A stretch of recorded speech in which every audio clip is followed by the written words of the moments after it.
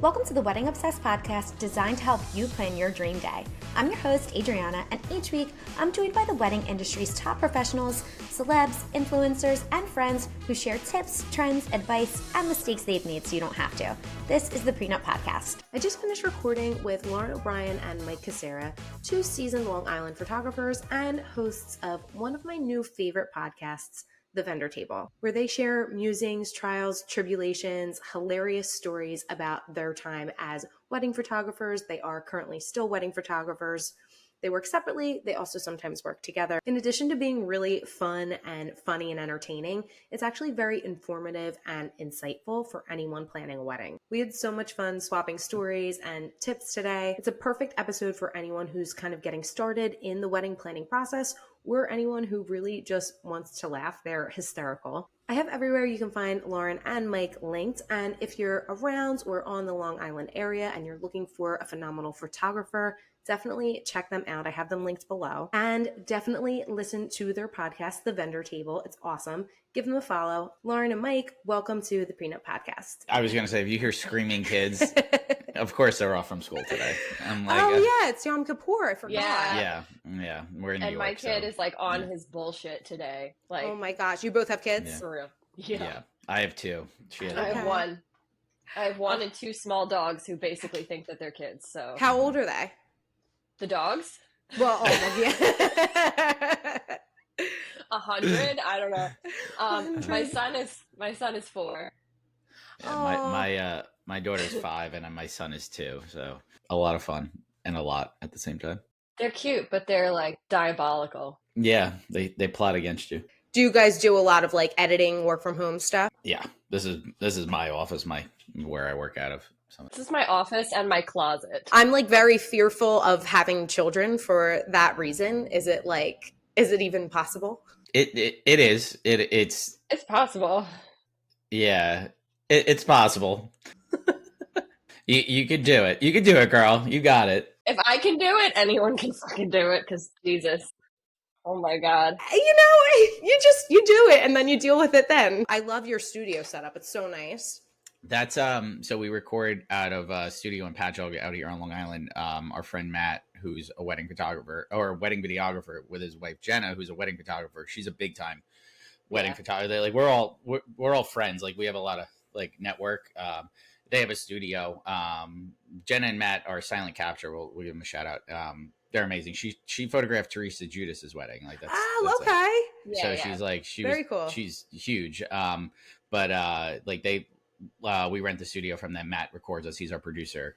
And it's such a awesome. It's worth it.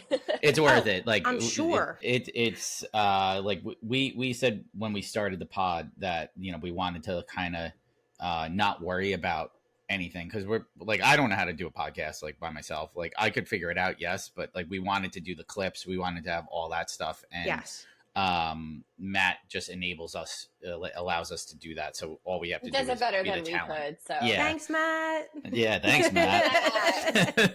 Go, Matt. All right, you guys. So first thing I kind of want to get into are some misconceptions about wedding photography, because there are a lot of them, as I'm sure you guys know. But I wanted to start with the actual work and pricing and the way people rationalize pricing for wedding photography. So a lot of times when I'm working with couples, they'll say, I'm not going to spend X amount for this many hours of work.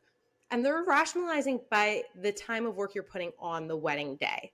So I was wondering if you guys could just kind of walk us through the process of a wedding photographer and how much admin and editing goes into it outside of the actual day. Oh God, Mike, why don't you start with that one? I could talk for days on this topic. So yeah, a lot of people, when they inquire or they say, "Oh, wedding photography is so expensive, right? It's like it's 20% of my budget or something." An arm and a leg. Because people don't realize what wedding photographers do behind the scenes, and I'd say 80% of what we do is, besides being behind the camera, so on the wedding day. So a wedding day is 10 hours, right? Let's just equate that to a 10-hour wedding day where we're taking photos, and we take, on average, at least for myself, I take between two photographers around 5,000 photos. Okay. So, but before that, it's the initial consultation, which takes an hour. Then we're going into sending them questionnaires and getting to know them through the process, maybe taking their engagement shoot, which takes hours to do, editing those photos, right? Then going into, having consultations with them again, like leading up to the day. I build timelines. I know Lauren does. Like we do photo timelines. Like even if they have a wedding planner or a coordinator, we're building out those timelines for them to let them know, like, hey, we're going to be here during this point. We're going to be taking photos from, 1 o'clock to 2 o'clock doing this. We're going to be doing bride prep. We're going to be doing groom prep, all of that. And we lay that all out. And sometimes those timeline builds take at least me 45 minutes to an hour to build out. Then, all those emails going back and forth throughout the whole wedding process. Shooting the day is just, it's a blip. It's 10 hours, right? It's almost like the like shortest part of it is of the actual full interaction. I'm glad you said that. Like that, that's always been my understanding, just talking with wedding photographers. But if people knew what you said, Lauren, that's the shortest part of the process, is that 10 hours. Mm-hmm. And it goes by really quick. It does. So even if it is 10 hours, it feels like it was only half the day, because everything is generally moving pretty quickly.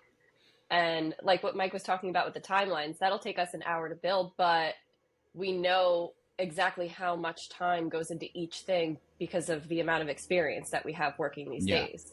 Mm-hmm. So, and then, and to wrap the point was editing takes us obviously a good chunk of the time, hours upon hours, even with, the advent of like AI editing and all this stuff, it still takes you a good amount of time. So all in all, I'd say if you were to calculate our time from start to finish, you're probably looking at like 20 to 30 hours for a wedding, and each wedding.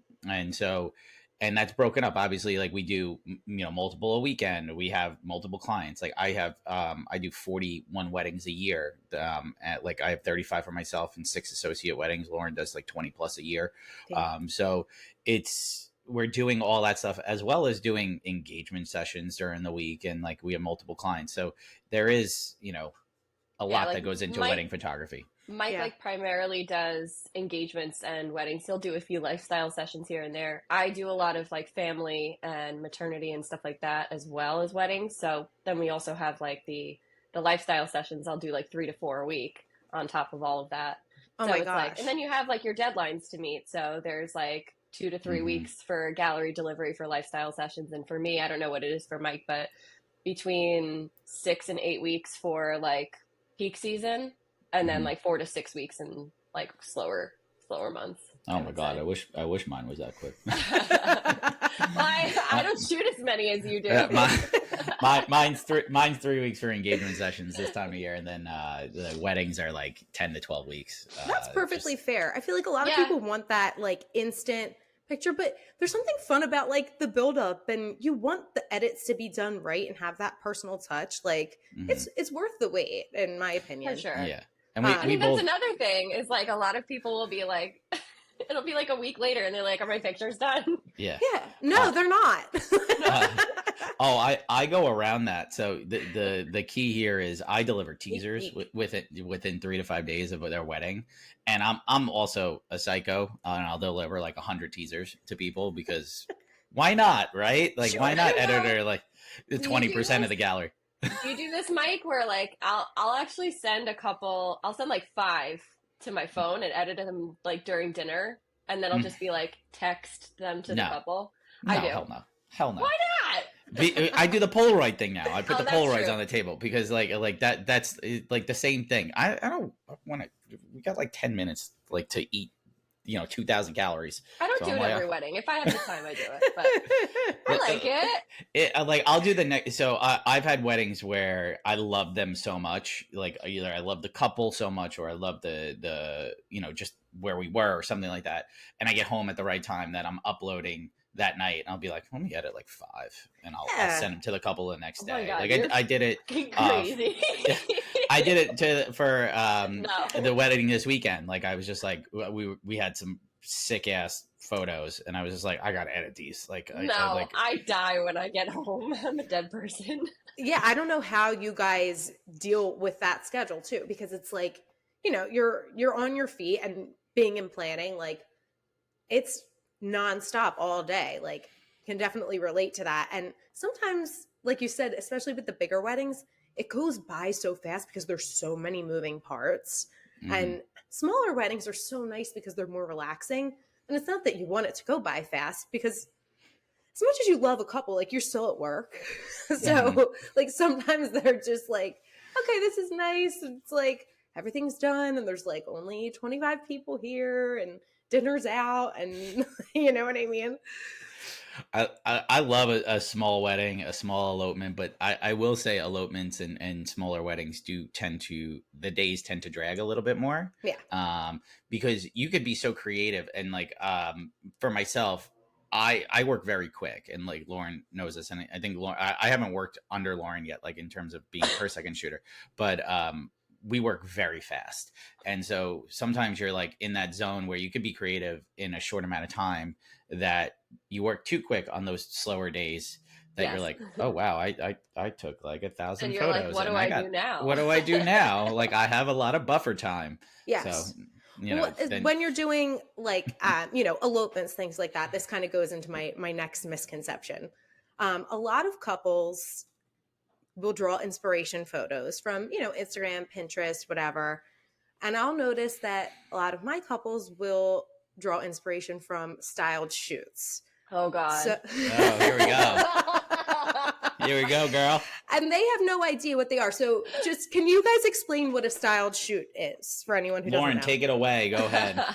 So a styled shoot is basically where a photographer, an event coordinator, or somebody will organize or pull together resources from multiple different vendors and essentially build a dream wedding shoot. It is a shoot. It is nothing to do with an actual wedding. It's showcasing different pieces from different vendors to promote their work. But what I think a lot of people have seen is these styled sessions, which are done at like the best time of day with no stress. They don't have to worry about time constraints or anything like that. And they're like, I want my wedding to look like that. And generally speaking, this is just generally speaking, is it possible to make something look like that during a wedding day? Yes. Are the odds significantly lower? Yeah. It's that whole... There's a lot of factors that go into why.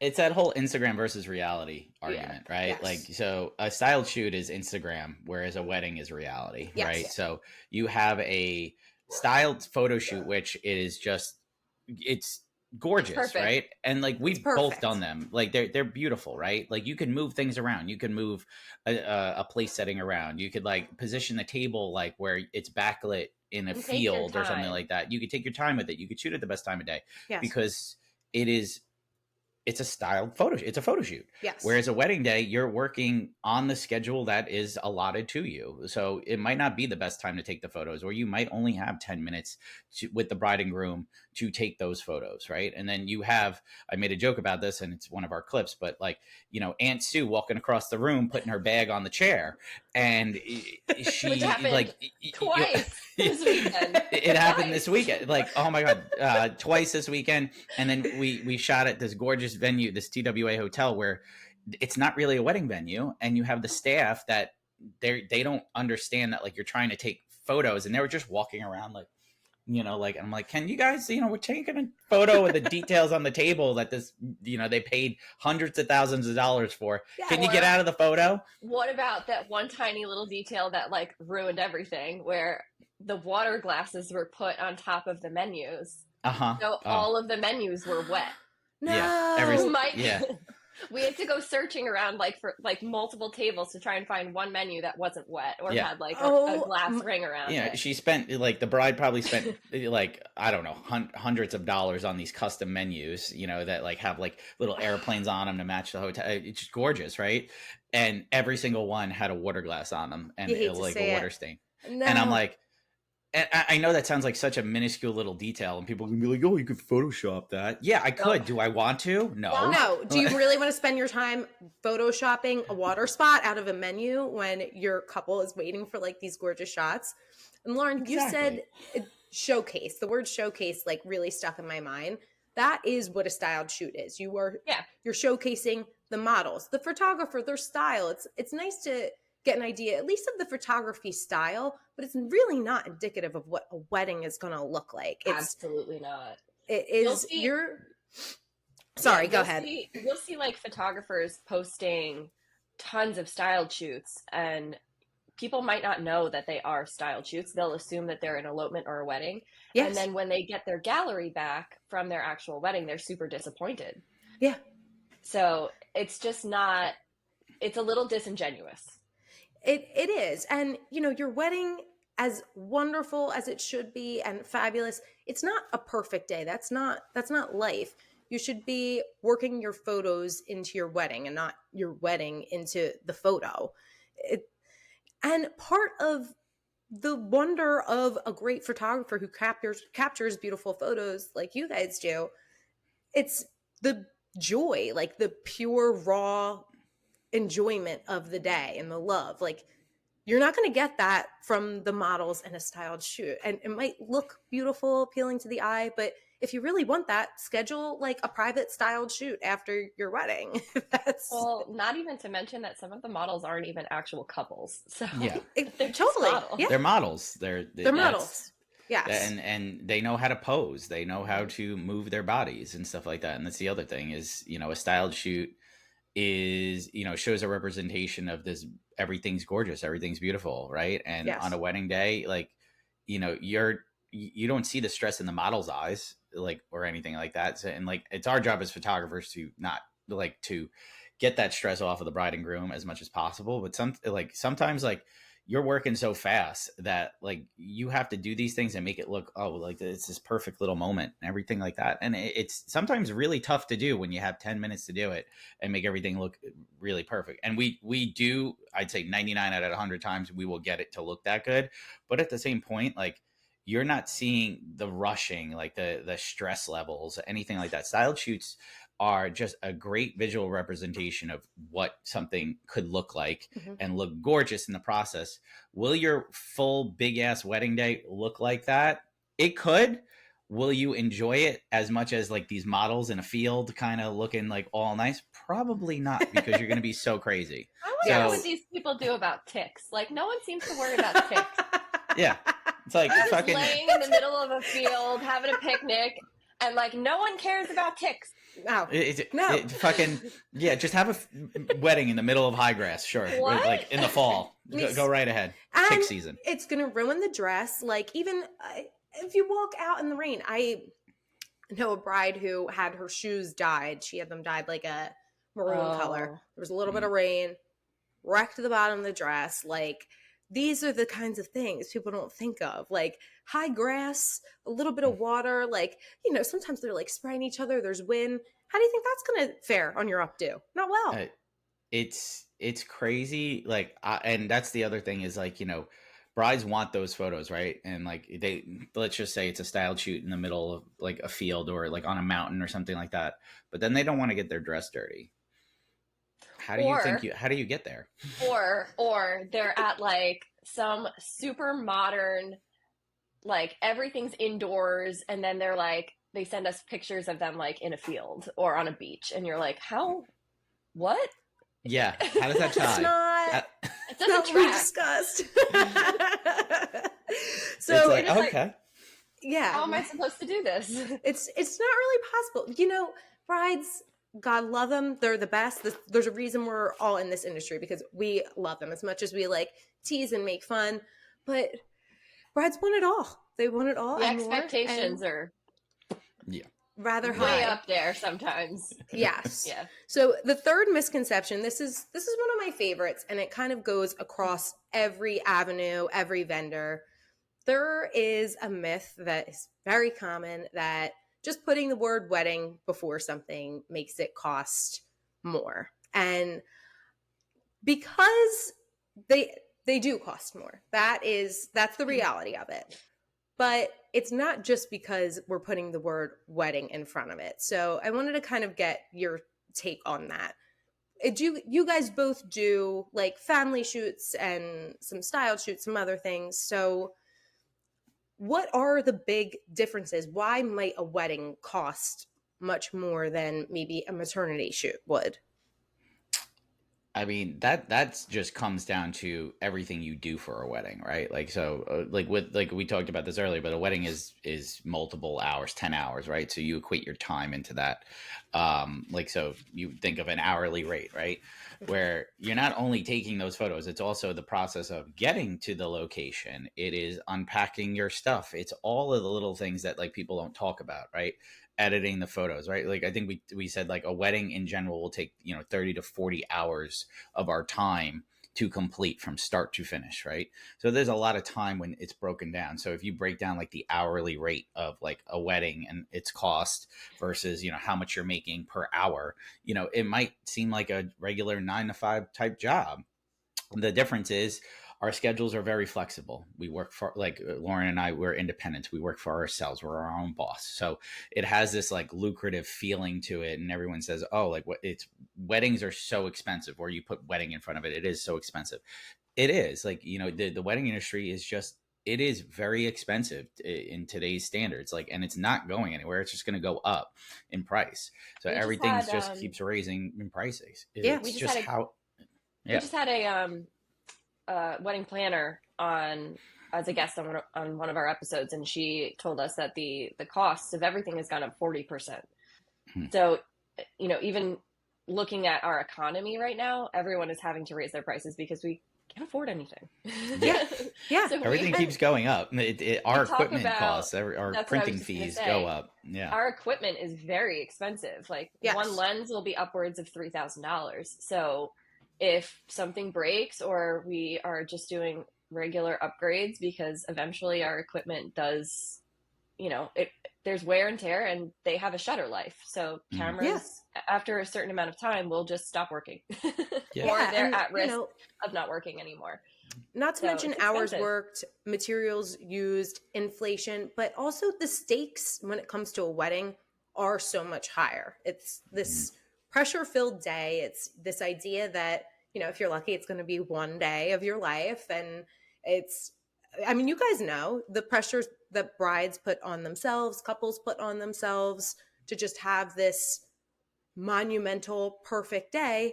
And that creates a lot of pressure for all of their vendors to really live up to that. So in order to do a pristine job, there's a lot more measures that need to be taken to make sure that things are going as smooth as possible. So many moving parts in a wedding as well. There's also the fact that it's a wedding. Like you can't do it over. Yeah, there's no do-overs with wedding. That's it. With a maternity shoot, an engagement shoot, like engagement shoots are important for establishing a relationship and a bond with that couple so that everything on wedding day goes smoother. Knowing how that they interact with each other and how they're going to like work with each other on the wedding day, work with you. But you can do an engagement shoot over, you can do a maternity shoot over, you can do a family session over, but on a wedding day, there are no do-overs. And if you don't do a good job, like you are seriously at risk of putting yourself in a legal position as opposed to, just like a regular lifestyle session that's an hour long. So I think like the risk you take in entering the wedding photography business is also why people charge so much. Yeah.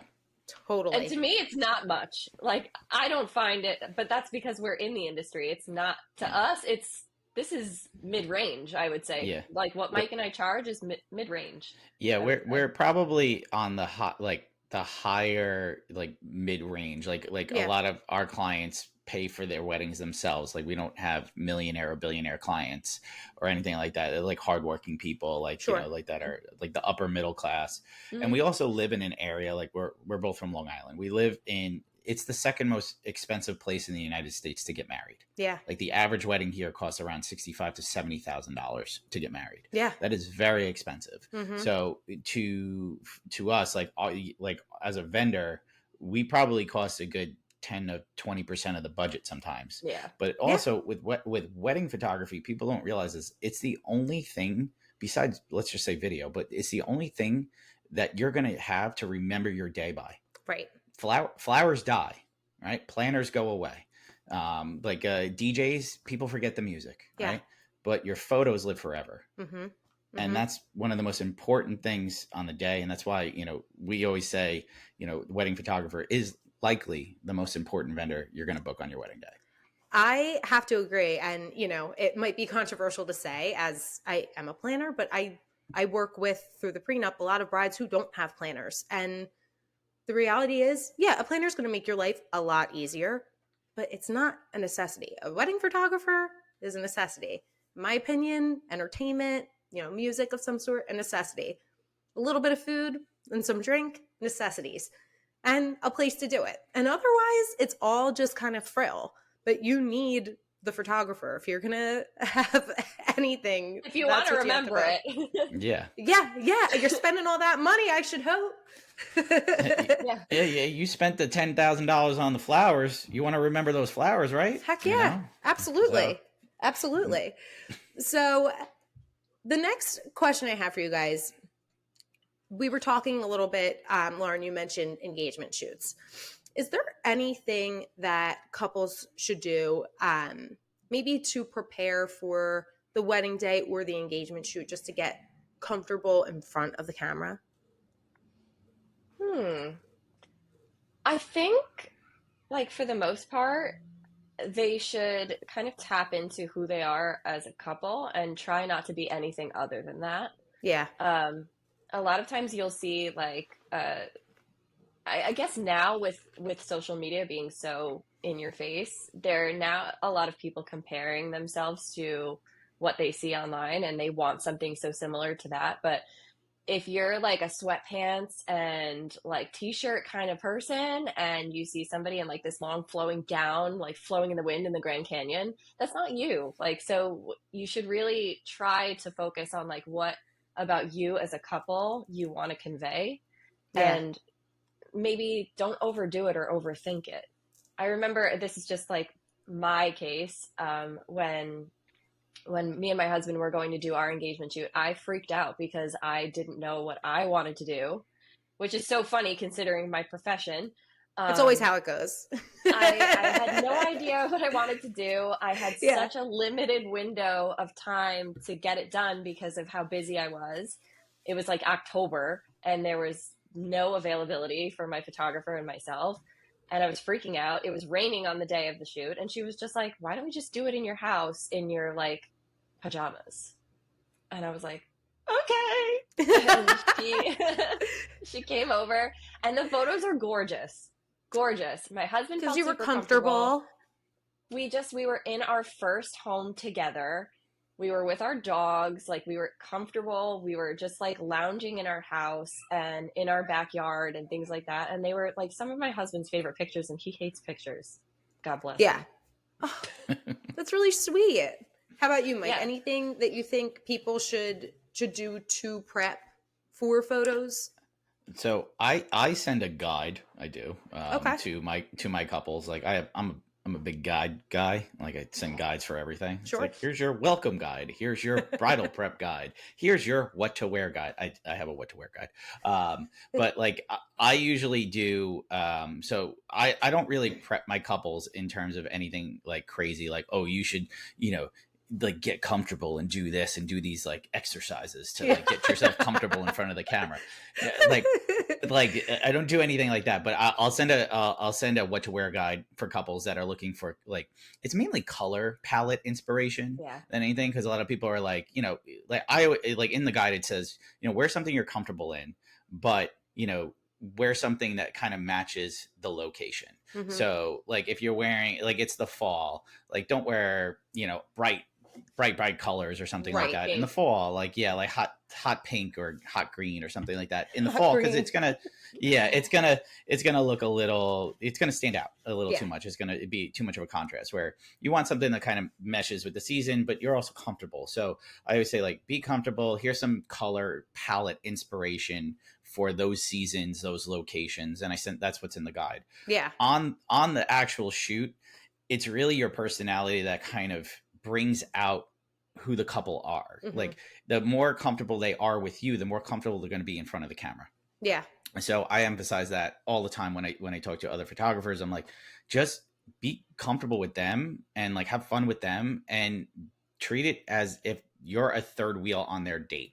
and have fun with them. And like I always tell my couples, it's a date. Like have fun. You know, you could dress fancy, you could do this, you could do whatever you want. But I had a shoot a few weeks ago that the couple just wanted to walk around their town, visit like all the spots that they love. Like they wanted to go to a bar, they like reserved a table at the bar, they wanted to go get ice cream, then they wanted to finish like a date. They have a rooftop apartment, and they wanted to finish the date like eating pizza on the roof. And it was the coolest fucking session because of the fact that like it was just them being themselves, walking around. And like she had a nice dress on, he had a nice shirt on and everything like that. And then they changed into like loungewear and just chilled on the roof. And like she put on jean shorts and like a sweatshirt, and he had like a sweater on and stuff like that. And they were eating pizza and garlic knots on their roof. And I'm taking photos. I'm like, pizza and garlic nuts on the roof. That sounds so good. I ate a lot of pizza and garlic nuts on that shoot. So But that's what's cool is like, you know, like they just want to be themselves. And I tell couples that all the time, be yourselves. Like just be yourself, have fun. Yeah. And if you're the photographer, all you got to do is just like be personable with them and allow them to have their personality shine. And that's it. And it will be an easy day, and they'll have a lot of fun, and you'll have great photos in the process. They'll be authentic and look beautiful. Mike and I said, like in one of our recent episodes, that we like the first 10 to 15 minutes of our shoot, we don't take our cameras out. Yeah. We're just talking and hanging out with them for a little bit and getting to know them a lot. We both didn't realize that we both did that, but yeah, that's it. Wow. I feel like that's the best thing to do. You get to know, like, don't even take your camera out and start without getting to know them a little bit first. Right. Mm-hmm. Right. Yeah. Because it's a barrier, you know, the camera is like in between you two. So in order for someone to feel comfortable, like you both said, you know, get in a place where you love, like, what do you guys actually love to do? Like, do you actually love to frolic through a meadow? Never once have I. I've never done it. Fix! What do you mean? You don't frolic through meadows all the time? Not recently. In a long flowy dress, anything like that? You don't frolic up a mountain? You know, maybe I should more.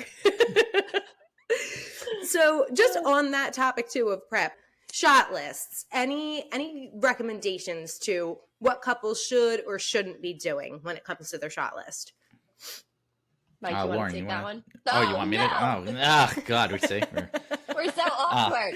I'll that's fine. I can take it. So with shot lists, so I do shot lists for, let's just say this, for a wedding day. You're asking more for a wedding day than an engagement for a shoot? wedding day, yeah. Mm-hmm. Okay. So for a wedding day, I usually tell my couples, like, you know, if they have an inspo board, they could send it to me. Okay. But at the same point, like, that's inspiration. I'm not going to recreate something based on an inspiration list. Okay. Like, I'm going to put my own spin on it. That's my job as a creative, is to put our own spin on it. And, you know, a good photographer will do that. Mm-hmm. So I always tell couples, like, if there's a specific shot you want, let's just say a flying veil photo, okay, or like an under the veil shot, they could request that. We'll do that. But I'm going to put my own spin on it. I'm going to do it where I think is good. Like, if a bride sends me, I want an under the veil shot here, like on the staircase, doing this kind of thing, I usually say, like, you know, it depends on the lighting. It depends on like the timing, all that stuff. So just let me take care of that stuff. I will give you the under the veil shot, but it might be in a different location than what you see on your inspo board. Sure. But for shot lists in regular, I send a questionnaire out, and the questionnaire is more, the shot list is more for family stuff, like those formal family photos, or those specific photos that you want during the day. Like, maybe it's a college girl sorority shot, or like, you know, your high school friends or something like that, to make sure we get that stuff. So that's my formal shot list. And then I have a shot list up here, up in my head, that is just basically like, I kind of free flow a lot, but I have like a good 20 poses in my head that I know, like, hey, I could go to, like, and I could do. And like in crunch time, there's 5, they're basically, I call them defaults, where if we're rushed on time and we're going crazy, I'm going to default it. And we're going to do these basically 5 to 7 poses that are going to work. And I know they're always going to work, but your never fail poses. They never fail. They never fail, kind of thing. But, you know, with a big long shot list that sometimes brides send that they want something uber specific, those aren't really my clients, to be honest with you. Yeah. Like, I don't really have those kind of brides or those couples. So I'm very fortunate, but I think that's what I kind of put out there. Yeah.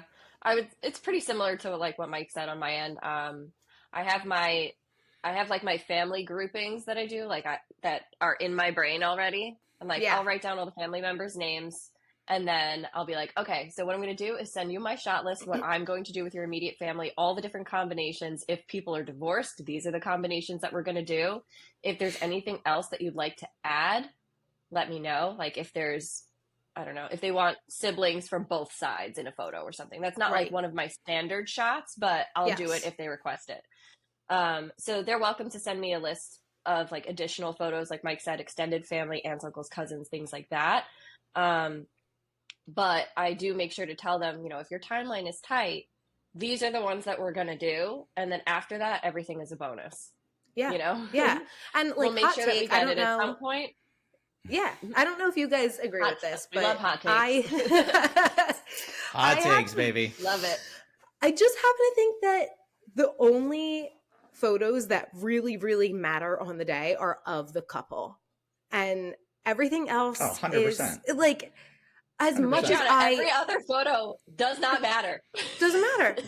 No. And I adore my siblings, their wedding dates. Beautiful. When we got the pictures, I go through, I cry, you know, and then I move on with my life. I don't have their pictures hung up in my room, any pictures from their weddings or my friends' weddings.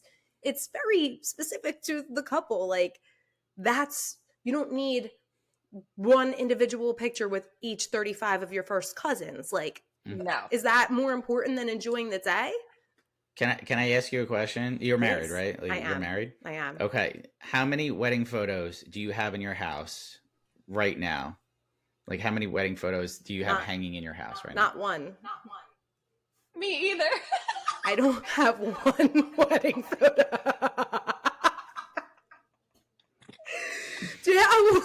You don't either, Lauren? Mike, do you have any? Yeah, a couple. I feel like such a piece of shit. Is it under 5? It's I think there's like so somebody got us a frame and our photographer sent us prints, like actually sent us physical prints, and we framed those. And I don't think I ever printed a photo from our wedding. Like, and I'm a wedding photographer. Yeah. Like, wait, hold on. Yeah, I think this is the only picture I have in my house of me and my husband. Yeah. That's it. There's no other pictures. But that's what I mean is like one good photo. That's gonna be your phone. That's gonna be your phone background. There is one. I got married 2 years ago, and my phone background. Yeah. My husband's on my phone background. It's my kid.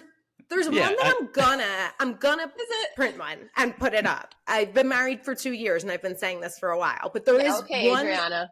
I know, I'm such a liar. But we got married in a basilica in Philadelphia, and across the street we took like rooftop pictures, and there's a really cool one with my veil, and we're like doing a little smooch. Like, yeah, that one I'll print. And the other ones I'll look at on our anniversary, and, you know, maybe I'll print like later down the line, but I don't ever look at the family photos or the bridesmaids photos as much as I love those people so much. Like, I would say the only ones that I have ever seen were super important were of like not of like the portraits of parents, but parent dances. Yeah. Like when people are dancing, like, because they're more candid, those are more impactful moments. Or of grandparents. That may potentially be like the last, as morbid. Last moment. Yeah. That's the thing. But that might be the last like photo that they have with that person. So yeah. I will say parents and grandparents, like my parents aren't sentimental, so they don't have pictures hung up in their house at all. Yeah. Neither am I. But some are very much so, and they want the album, and like they got all dolled up, and it's like it's a big day for them. So I get the parents, I get the grandparents, but otherwise, like, I mean, right? Just focus on. Wouldn't you want to just have a bunch of bomb photos of you and your spouse? Yeah. Yes. That's the best thing to do. I always joke with the bridesmaids and the bride, like when we do individuals of the bride and each bridesmaid, I'm like, all right, come get your Instagram birthday photo. Here we go. That's all it is. So true. That's so true. every holiday, every birthday, every, flag day. It's like, all right, my girl. Yeah. So happy birthday to my girl. It's Here so she true. is. Yeah. And it's so funny to me. Like, that's the picture. I'm going to pick like myself on my wedding day where I've like never looked better. And like, you're there too. Happy birthday. I say it every wedding, every single wedding, without fail. I'm like, all right. Instagram birthday photos. Let's go, ladies. Yeah. Here we go. It's the truth. I mean, even with like bridal party, I keep it so simple with a bridal party. You'll get like 3 different variations of a full bridal party, and I'm moving on because it's not their day. Yes, Yeah. Absolutely. And how do you guys feel about the getting ready photos? Oh, I love them. Do you? I do. I'm impartial to getting ready photos. I'm a male, so it's like, all right, it's whatever. Sometimes it's my favorite part of the day. Really? Yeah.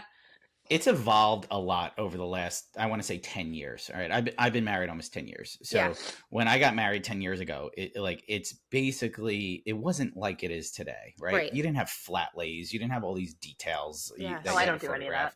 Like I do that stuff because that's what my brides now expect.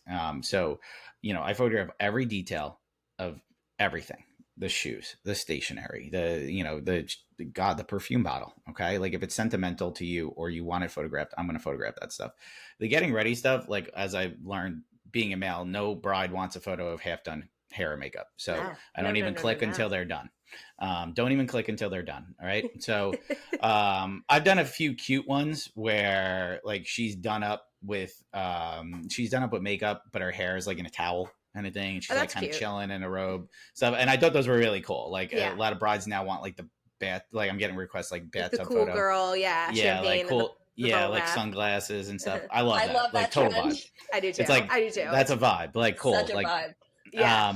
But for prep, I'm more the fact that like I consider certain things a prep. Like if you're doing a first look with your girls, like maybe it's the first time your girls are seeing you in your dress, right? I love capturing that first look with dad, like, like mom zipping the back of the dress, like things like that. I always want to capture that because those are sentimental moments that, 30 years down the road, you're going to look back on that and be like, that was an amazing moment with my mom. That was an amazing moment with my dad and stuff. So I look at that, like prep is like one thing, but like, as much as I'm like, is whatever, I see the sentimentality of it where it's like, you got to do it. It's just, it's with your best people and you want to treasure those moments. And so I'll capture the shit out of it. Let's just put it that way. Yeah. Yeah. Okay. I love it. Love it.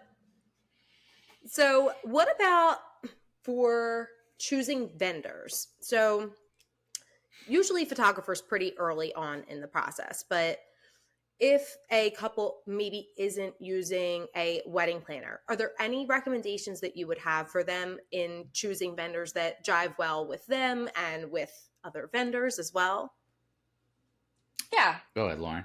I think like we have so many like friends in the industry that we like to recommend to people, especially like if we have a good connection with the couple, we know exactly what kind of personality is going to mesh well with them.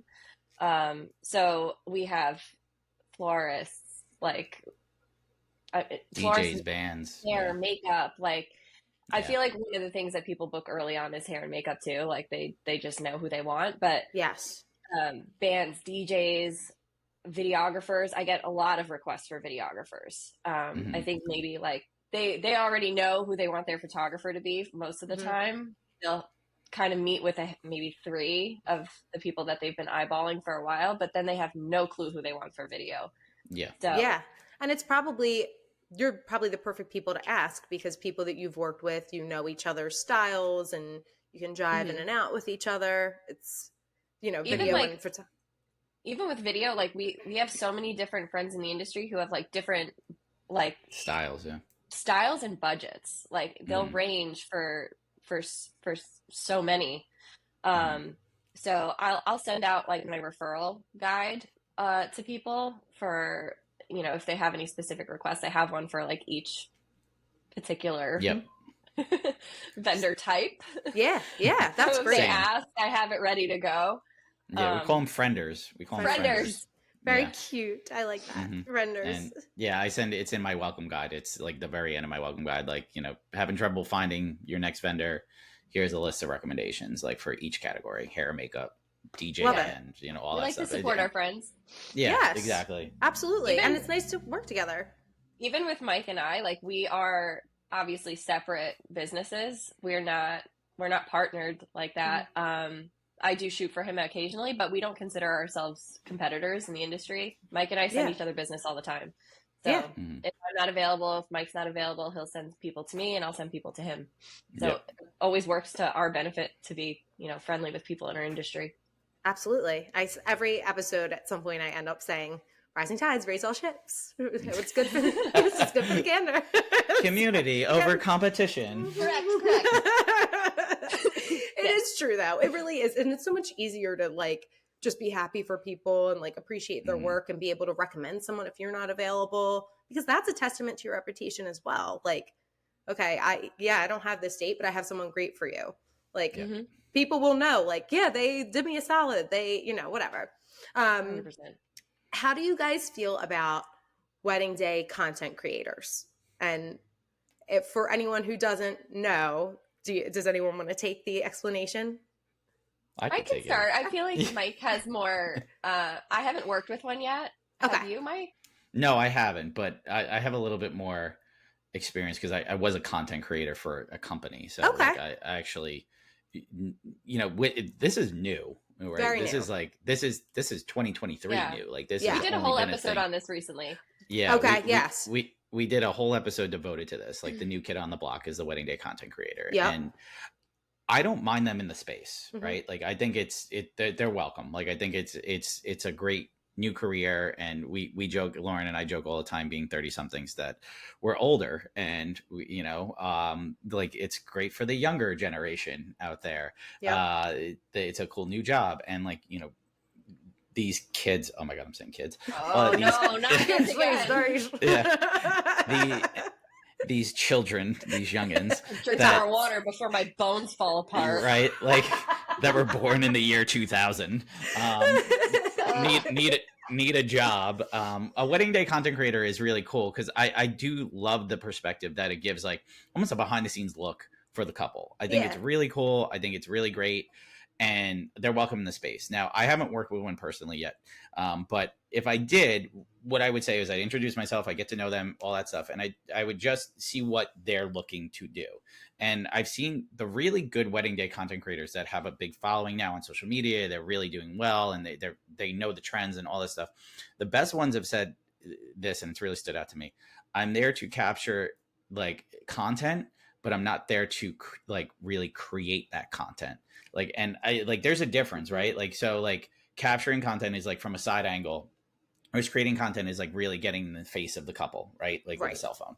So I get that. And I loved hearing that, because that's the truth. Like, as long as they're not interfering with the day in terms of like, hey, I got to stop the couple and do a TikTok real quick. Right. Okay. Right. Okay. It's no problem to me. They're welcome in the space.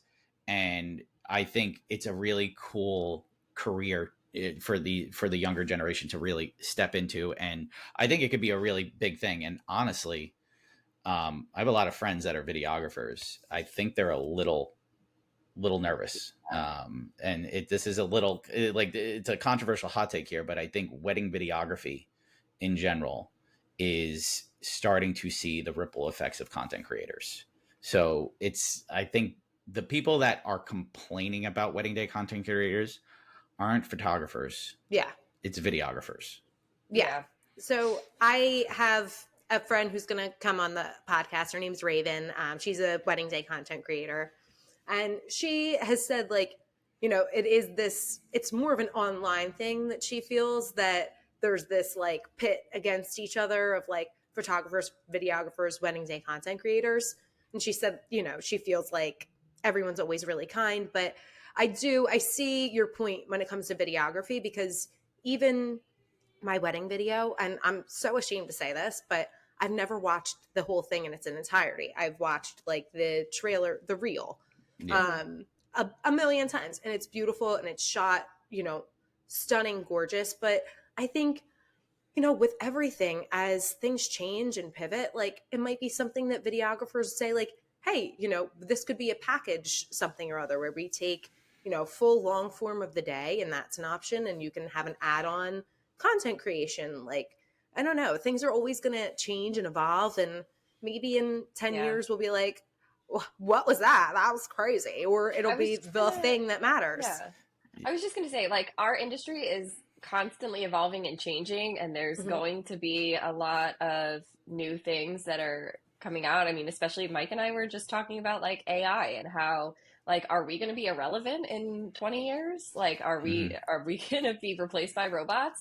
And that sounds ridiculous, but like, does it really? Because it's the same fear in every industry, and every, like, we all are feeling that, any kind of someone who does Excel, like, now I can go into ChatGPT and make an Excel sheet. I can type exactly what I want. I don't need that anymore. So it's scary as things evolve. And I see why people might be trepidatious with something like a content creator, but you can't deny the fact that if there's a market for it, people want it, like they're gonna go for it. So just ride with it. That's the exact thing is, if a videographer's, like arguing this and fighting this, it's to no use, right? Embrace it, adapt to it, right? Like you need to adapt to it. And this is the thing, is like, we're photographers, right? Wedding photography has been around since, God, probably the 1920s. Okay. Yeah. It's been around, but it's evolved. Like, you were taking maybe one photo on your wedding day in a studio in the 1920s. That was it. That was wedding photography. Then it evolved to, 35 millimeter like analog film, where you were maybe getting 25 photos back, in the 50s and 60s, right? Like, okay, I still shoot film, like, and, shooting film is it's not easy. Yeah. There's a little bit more of pressure and things like that. So you weren't getting as much back. Now, couples expect 1,500 photos back on the wedding day, right? And that has changed in the last 10 years, where it was 500 photos. And now people are like, I want everything documented. I want all these details documented. I want every table setting, everything documented. And if you don't take that photo as a wedding photographer, like, they will say, where is that photo? Where's that photo? That one photo out of that 1,500. Mm-hmm. It's so true. It's so true. Mm-hmm. Things evolve and things change. So embrace the change, right? And it's the dinosaurs that get left behind. And if they're not evolving, they are going to go extinct. Yeah. Like, so I see the best wedding videographers out there, going back to that, right? The best wedding videographers that I know are evolving because they see the shift. Yeah, they really do. They see the shift. And content creators are, we said it on the episode that we recorded, but they're here to stay. And I embrace it. I think it's a great new career. Take it all in. I love seeing the behind the scenes content. I love seeing all that stuff. We're in the TikTok generation now. This is, people consume content in 30 seconds or less, right? Yeah. So we know it. Like, this is all we do. So I can't see it going anywhere anytime soon. Embrace it. Yeah. Wise words I'm with you guys. from Michael Cassara. I love it. Embrace it. Wise old man. I'm a wise old man. I'm with you guys. We're born in the 1900s. It's. I'm an 80s baby. Oh, are you an 80s? Okay, all right. 86. Okay. I was born in 86. 89. Okay. But saying that we were born in the 1900s like sent me over the edge. Yeah. Because someone said it to me. I think my niece might have said it to me like a year ago. Like, you were born in the 1900s. And I was like, you little bitch. How old are you? It's like, I think anyone born in the year 2000s is a child. I'm like, wow. You're like, child. I know. You're a child. But they're like, now they're at the bars and stuff. I'm like, either you're too young to be here or I'm too old to be here. It's the latter on that one. We're just like, oh God. Oh. I know. No, but I always joke and like, I'm on TikTok, and it's sad that I'm on TikTok, but I'm on TikTok and I see all the trends on TikTok. Like, now everything that has popped up in my FYP this week is Taylor Swift and Travis Kelce. And I'm like, I clicked on one video. I'm doing emails. My husband has some game on. It wasn't the Chiefs, but they cut to a commercial and it's Taylor Swift in the box. And instantly my whole mood changed. I'm like, it's true. She's there. My whole FYP is Taylor Swift, Travis. I clicked on one video. No, always. There was a great video my husband showed me. It was some girl saying like she bet on a Chiefs game, so whatever, she had to watch it. And she's just like wrecking Travis Kelce. And she's like, I mean, I guess if that's what Taylor Swift wants, like, he seems like a big loser to me, but whatever. I guess he's got that good dick. And Jason Kelce reposted it. I always laugh. I'm like, you know, like if a celebrity couple gets together, the first thing you think of, like, I wonder who's fucking shooting their wedding. That'd be really cool. Do you have any like dream couples, or maybe specific people, or even non-specific, but like a style of a couple that you would love to shoot? For me, so being a Long Island guy, I'd love to photograph a New York Islander wedding, like, because I'm a huge Islander fan, and that's been my dream, is to like photograph a New York Islander wedding. I have some, not to say like D-list celebrity clients, but I've had like reality television clients. I had big influencer clients and stuff like that. So yeah, I've photographed like couples that are well known in that fact. I don't think I'd like care if it was like a celebrity client or anything like that. Like, I like, you know, like I love Ryan Reynolds. Like, if he was getting married to Blake Lively one more time, I'd be like, yeah, let's, like, that's my guy right there. But it, like, if you were to say like, Mike, where's your dream wedding to shoot or something like that, it'd probably be more location based than anything like that. We talked about this on the pod, but my 2 bucket lists are Ireland and Iceland, and I'm actually shooting a wedding in Ireland next year. So that's that's fulfilling the bucket list. Like, so that's so cool. I'm excited about that one, but no, like I don't think like there's like one client that I would be like, I joke around, but the one moment of like going viral in my life was actually making fun of a celebrity's wedding photos. So that's actually which one? That actually. Kardashian wedding photos. Okay. I went viral for making faces at the Kardashian wedding photos, and 3.1 million views later. Gorgeous! Oh my God, you love to see it. Yeah. So, but no, I don't like Lauren. I know Lauren's got some bucket list things too. Yeah. How about you, Lauren? Like, I don't know about the celebrity thing, because like the only person I'd ever want to see in person is Henry Cavill, and it's not to see him get married. So. I'd want to see him too. Just FYI. Oh yeah. He's. I'd be shooting one handsome man. Just, hysterically crying, like, why not? And he's a gamer too. Like, I watched him build. I watched him build a PC, and I was just like, I am so turned on right now. He is everything. He is the moment. He's such a oh God, every dude. If you don't love Henry Cavill, if you're a dude, like, you're something wrong with you. He's a good looking dude. He is very easy on the eyes. And he's a nerd, and you gotta love it that he's a nerd. He's a hot nerd. Like, he's got it all. He's got it all. Total Man package. has everything.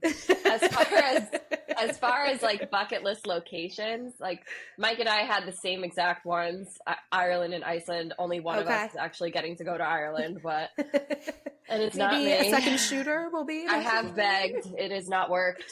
So, that's just insult to injury now at this point. I would love to do Iceland. Just this past year, I did a wedding in Tulum, Mexico. That was really amazing. And I did one in Italy a few years back. So that was really fun in Tuscany. So now it's kind of like, where else do I want to go? Yeah. Where's your dream wedding, Adriana? Where would you go? We just got back from a little Euro trip, and we visited Lake Como when we were there. Ooh. And like seeing all the villas, I was like, damn, this is like fucking perfect for this kind of wedding. And there were lots of villas, and we actually saw a couple weddings happening, a couple styled shoots actually too. But yeah, I think I would love to do a Lake Como wedding. That would be awesome. Our friend of the pod, Joey, just got engaged at Lake Como. Mm-hmm. Oh, congrats, Joey. Yeah, he's one of our second shooters. He's that's such awesome. Collectively, we just pass him around. Yeah. It's a beautiful place to get engaged. Good on Joey. Yeah.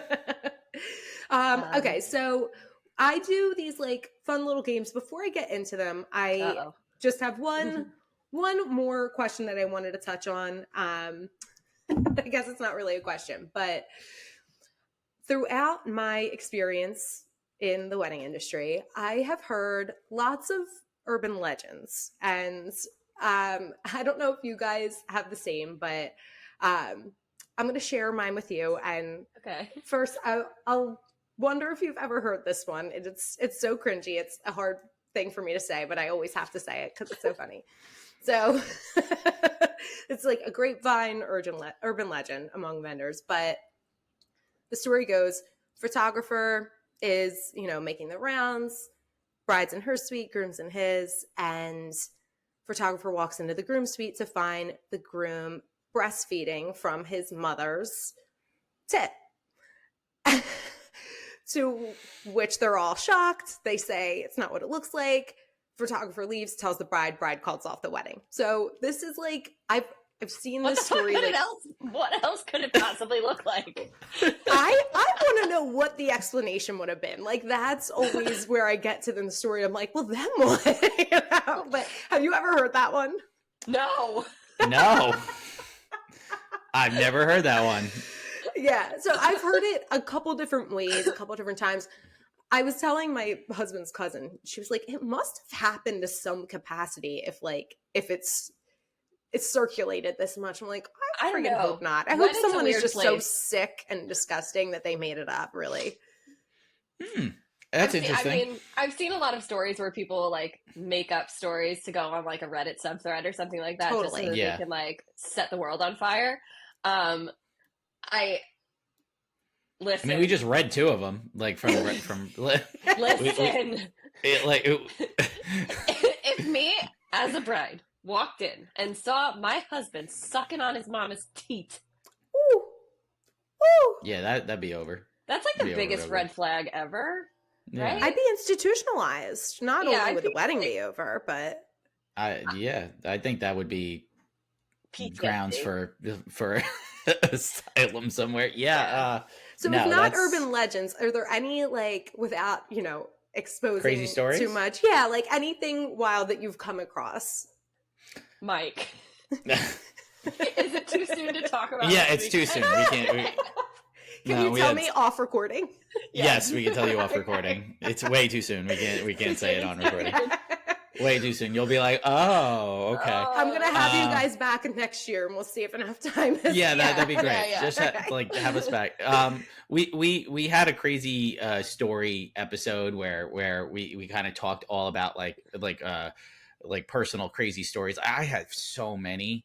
That are like, they're almost like horror stories than they are crazy stories. But like the craziest one I ever had, and I kind of talked about this on the episode of the pod, was I was photographing a wedding and it was bride prep, and there was like a change jar that the girl had in her room. It was like a regular change jar, and I had the dress hanging and the change jar was in the shot, so I go to move the change jar, and it looked like there was an animal in the change jar, and I was like, oh, that looks like a bat, the rodent, like the flying rodent bat. And I was like, oh, that looks like a bat, like a taxidermy bat, like in the change jar. I'm like, that's kind of weird, like, because she's like well put together, not a goth girl or anything like that, right? Sure. Like, it doesn't make any sense. And I'm moving the change jar and I noticed it breathing, and it was a live bat that was stuck in the change jar. Oh, no. So I asked there's a coordinator that's a friend of mine. I'm like, there's a live bat in here. You want to ask the bride if that's her pet? And so we go downstairs and we ask the bride, like, do you have a pet bat? Just like that, out of any curiosity. And she, like, her face drops and she's like, oh, we thought he was lying. Like, apparently her dad had seen, thought he saw a bird in the house, this beautiful house, like gorgeous house. Right. And her dad was a little older and must have poor eyesight or something like that. We thought he was going crazy. He said he saw a bird in the house, things like that. So there was a bat, must have been in the house. Found its way into her change jar, day of the wedding, found it in there, basically sleeping. And so we took it outside, we put it under a tree, tipped the jar over, just like, okay, you can get out now. And that was it kind of thing. Oh my God. Yep.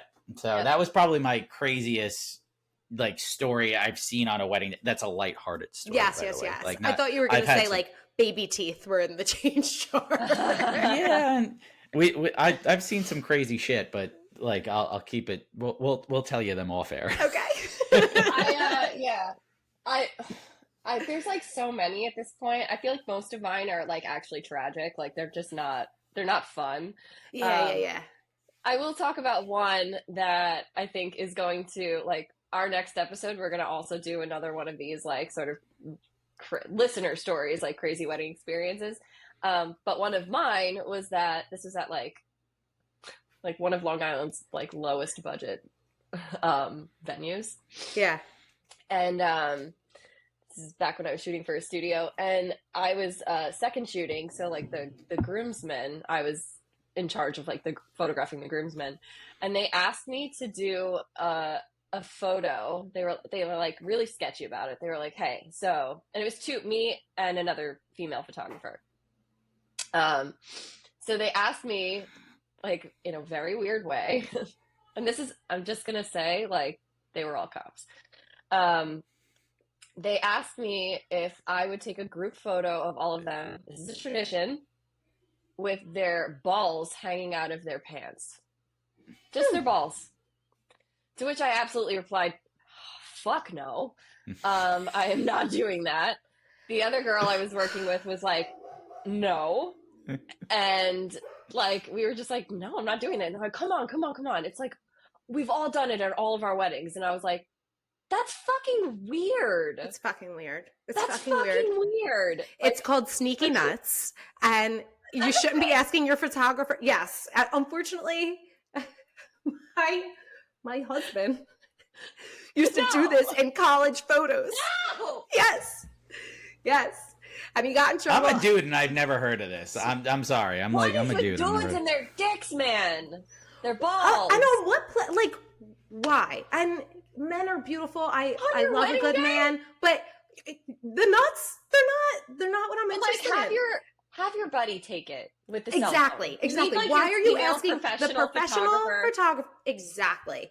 That is so violating. That is like, it gives me the skeeves. Yes. And then to like, again, like put more pressure, like, oh, come on, just do it.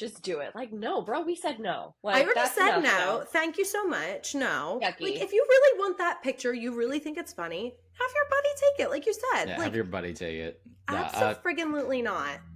I'm a dude. I wouldn't dig that photo. Sorry. Like, I'd be like, bro, no. Sorry. No. So yucky. Because then I gotta look at it. And then what? Is the bride supposed to go through the album and be like, why did the photographer take this picture of all their nuts out? Like, it's just such a weird position to put someone in. Like, spoiler alert, apparently this is not an isolated incident. This has happened to multiple people. Yeah. You get a lot of grooms that like request like the fake pissing off the dock photo or something like that. Yeah. Like, you know, like what is that? I don't get it either. Like most of them say, "Oh, I just want her to see it in the album, like be funny." And I'm like, that's like, what she's gonna open it and be funny? like, "You're an idiot." Like that's like the first thing I think of. Like she's gonna open it and think you're an idiot. Exactly. Like, if you want to do something funny, like wear something like ridiculous. Like we had a groom this past weekend. He had an inside joke with his friends. They all like wore like clown. Oh my god, outfits. that was so funny. And I'm like wheezing. when they wrote it on the sheet, I was like, this is weird, right? Yeah. And then Lauren took the photo. It looks like a Godfather photo, like of like they were all like, he's like sitting in the chair, like all Don like, and his like clown friends are like posed around him. And I'm like, this is ridiculous. I was like, great. So serious. That's really cute. It's so, stupid shit like that. Welcome. But like, flashing your ball sack to a photographer, not really. Especially, first of all, a stranger. Second of all, a professional. Third, a woman, 2 women. Like, get lost. No way. Yeah. And they were cops. Yeah. I'm not going to say what I'm thinking, but I'm going to keep it to myself. Me too. Or I might get myself arrested. So I have just 2 little fun games. First one is a this or that. So we'll go Lauren and then Mike. Okay. So this or that, DJ or band? DJ. Yep. DJ. Okay. Yeah. Love it. We've got some good bands that I've seen, but then like if you don't have those good bands, like your band sucks pretty much. Totally. Yeah. It's so true. A good DJ blows away a band any day of the week. Sorry. Like a DJ could play anything and God, a good DJ that knows how to mix, not a button presser, but like a DJ that knows how to mix. Yes. they're awesome. They really are. They could keep any party going. The only DJs I've seen do this are actually on Long Island, but I'm sure you guys see a lot of them where they have like the live drums and stuff. You know what I'm talking about? Yeah. They don't do that around here, but they really should. A lot of sax players too. The best like of saxophone worlds. too. Yeah. They'll do like drums, saxophone. So it's like a mixture. Love a hybrid. But but a good a good DJ, just they know how to party. They know how to keep a party going. Yeah. Yeah. So true. Love it. Okay. Indoor or outdoor wedding?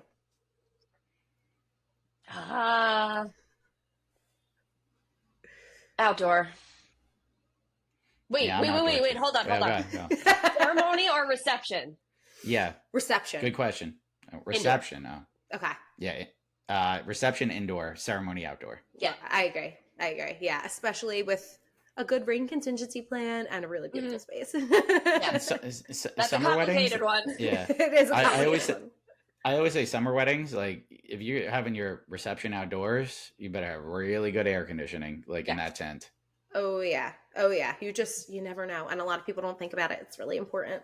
Yeah. A tent's a greenhouse. People don't realize that. It's literally a greenhouse on a wedding day. It's having good ventilation and air conditioning on a hot summer day is essential to keeping your guests happy. Otherwise, they are out of there. They're not. I just attended a wedding in Texas, and it was 105 degrees, and it was all outdoor. No. Oh my God. We had a lot of fun, but it was very, very hot. I'm sure. Yeah. You just gotta drink some cold ones and forget about the heat, I guess. And wear not very much clothing. So yes. Go street gang. Intimate wedding or big party? I know we touched on this a little bit. I think I'm always going to go big party. Well, that's tough for me. Photographically, intimate weddings always photograph better. Yeah. But big parties are just so much more fun. Yeah. I love the energy of a big party. Yeah, for sure. I'll probably lean, being a Long Island photographer, I'll probably lean big party all day. Yeah. But I do love an intimate celebration. So I do both. I'm very impartial. Yeah. I'll do both. That's a very tough one. Yeah. That is hard. Like from like our brains, we're thinking, oh, intimate wedding means we'll probably get like better photos. Totally. Of like the couple. Yes. But then like big wedding, you'll probably get like really awesome reception photos. Definitely. And have more fun. So it's like, it's tough. Yeah. Yeah. I see that. Okay. Sunshine or overcast? Overcast. So I call it the unicorn day. The best day in the world is a overcast all day until sunset, and you have golden hour. Ooh. So if I've shot 300 weddings. I've had probably 15 that are called unicorn days. So gray day all day. Like I always say, gray days are great days. Give me a gray day all day, and then give me that epic sunset. Okay, but if you had to pick one. Fuck, don't do that to me. That's the question. Don't do that to me. Then it's cloudy. Then it's gray days. It's cloudy. We're moody photographers. We're moody as fuck. So well, give me it just creates day. Like a better lighting, really. You could put a couple anywhere. Like any part of the venue. Beautiful. Everything's soft diffused. They're gonna get beautiful photos no matter where you put them. Yeah. So. And every couple is like praying for a sunshine day, and every photographer's like just like some clouds. Give me some clouds. Give me some clouds, baby. One cloud. One just big cloud. one. Yeah, that's all. Not much to ask for. Mm-hmm. Yeah. Okay, would you rather shoot a rehearsal dinner or an after party? Neither. You fucking took my answer. 100%. You have to pick. You have to pick one. Probably. I'd probably do the rehearsal dinner. It's easier. Yeah. Because an after party, you're like already there 10 hours. Then you got to stay just to like photograph people doing nothing. Well, what more are you going to get than you got from the reception? Yeah. I did one. I had a wedding where I did both, like a rehearsal dinner and an after party. They paid for both. And rehearsal dinner, like, I don't know if it's just me. I'm not too fond of because it's like a cocktail hour and you're just asking people to pose for photos. Like, oh, doesn't anyone want to get together for a photo? Yeah. You're photographing like a cheese plate, here and there. I don't know. Like, I don't know how to make rehearsal dinners look cool. Yeah. So I'm like, nah. But an after party, you could get like, people smoking cigars. You could get like the bride like with her feet up. Like you could do a little bit more. So I'd probably lean more towards after party, even if I'm exhausted. Like Okay. I would do an hour after party, and I've done a few where they have a bonfire, or they're doing something cool, like roasting s'mores, or it's nighttime upstate or something that I could like photograph a long exposure of the stars and make it look cool, kind of thing. So I'm gonna lean more towards after party. I'm so ambitious. I'm half dead at that point. I'm half dead at that point. I'm like, let me bust out the tripod and like do a long exposure. Yeah, I love it. Awesome. Sitting there hanging on by a thread. Yeah, it's God bless you guys, because it's a lot of stamina, truly. Last little thing I always end with our after party. So starting with your top honeymoon recommendation. Ooh, Mike, what's yours? Oh, I went to Maui. Like unfortunately with what happened in Maui, so sad. I would advise everybody to obviously donate to that cause, because that's where I stayed, was Lahaina, and it's a beautiful place. And like, I'm devastated to hear that, like what happened and everything like that. But Hawaii in general is just gorgeous. Like places I've been to a lot of places. I've traveled a lot, so I've been to a lot of places in Europe and stuff like that. But in terms of like honeymoon, I would say somewhere you could afford, right? Yeah. Like, let's just say that. But I'm a tropical guy. Give me somewhere tropical any day of the week. Like I loved St. John, St. Thomas, like Virgin Islands, beautiful. Yeah. I've always wanted to go to like Bora Bora, French Polynesia, and just to stay in those fucking huts. I was just gonna say, like, a lot of people have said good things about Bora Bora. I have never been, but I'd Tahiti, people say too. Yeah, like somewhere where you could like. I'm gonna just say this, like somewhere where you could enjoy each other, and pretty much it. Like it could be a cabin in the woods, right? Like just somewhere you could just go and enjoy each other. You spent all this time and all this effort and everything like that. A honeymoon's a honeymoon. Like really just becoming like one as a couple and all that stuff. Like if you could do it, whether it's your personality where you like, maybe you just want to stay in a cabin in the woods for like a week, or maybe you want to do excursions and something like that. Do it cater to your personality. Find a location that's kind of best for that personality. Like my wife and I were half adventurous and half like, sit on the couch and watch Netflix kind of people. So we're like, so we went to Hawaii because we did the adventure stuff. We went snorkeling at Molokini Crater. We did the road to Hana. We did, the hike up Haleakala. We did all that stuff. But we also spent a solid like 5 to 6 days of just sitting by the pool, drinking fucking mojitos. Oh, yeah. So like, I think having that, pick a honeymoon destination based on your personality, like what you want to do, whether you're adventurous or laid back, and just enjoy the fuck out of it. Yeah, absolutely. Can't really contribute to this one. My husband and I never went on a honeymoon. It's been 5 years.